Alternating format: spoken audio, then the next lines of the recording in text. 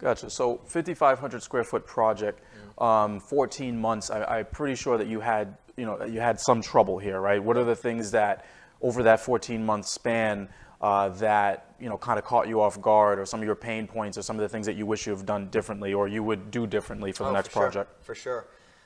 This was the first project that we ended up having to use MEP engineering on. So MEP, for those who don't know, is mechanical engineering and plumbing.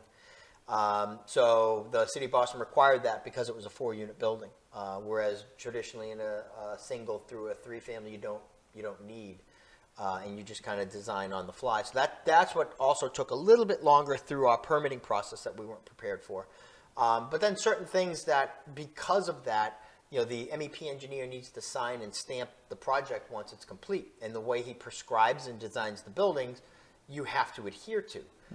So there were certainly some things that he missed, like ventilation within our elevator shaft, that we kind of had to do last minute, that we weren't necessarily prepared for, because this was the first elevator shaft that we had to build. It's not even a real elevator, it's a chair lift. It's not like what people may traditionally think is an elevator.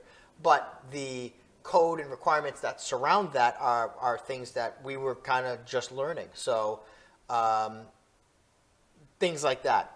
Also, other items when you're designing a 4-unit building, that the HVAC components and the lighting fixtures themselves, the recessed lighting cans, all have to have a 1-hour fire rating. So when you start putting fixtures in the penetrations above a ceiling that lead to living space above, you start having to follow a more strict code in making sure that all those items that follow the NFPA guidelines, the National Fire Protection Association guidelines, that can prevent, your HVAC has to have radiation dampers to not allow heat below, if there's a fire directly below it, to superheat the boot inside the ceiling, which could then catch fire to all the other stuff around it. So very intricate when it comes to those types of things that we weren't necessarily ready for, and those things kind of added some delays and some times, but it's a lot. It's a big learning curve. It is. And that's why, like I said, I tell the people that are involved with Boston Wealth Builders and the people that come through,